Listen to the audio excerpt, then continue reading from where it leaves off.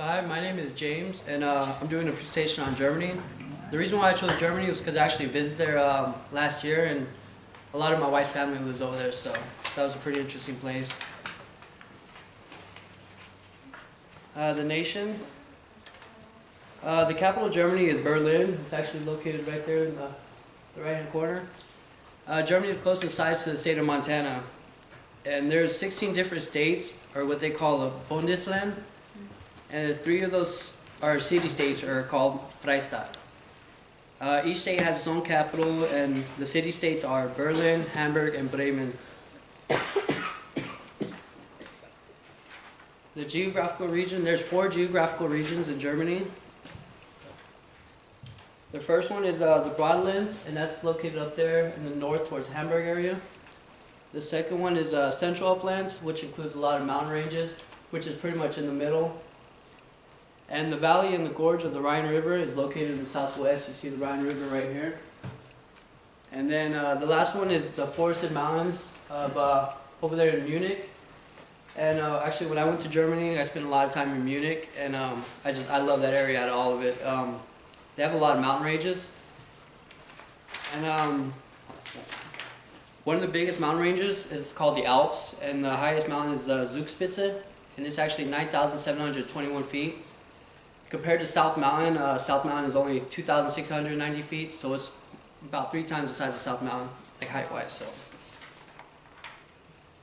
right here is the Broadlands, which is northern Germany. It's just a couple pictures I took when I was there. This is of the North Sea, and that's just the drive up to North Sea. As you can see, it's just flat. There's really no hills, no mountains, or anything up there. So, and this one is Bavaria, which is the south.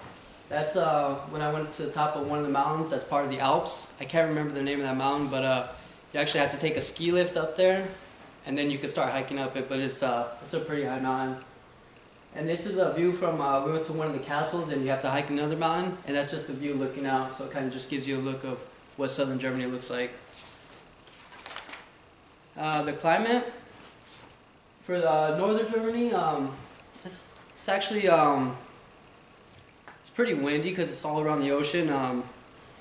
The temperature's around January around 32 degrees, and in July around 62. And as for the south, it gets really humid in the south, with temperatures in January around 28 degrees and in July 68.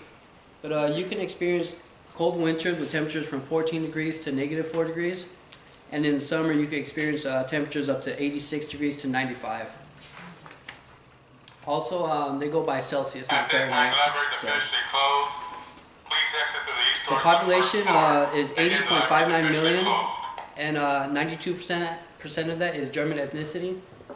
The minority groups include those from Turkey, Italy, Greece, and Poland.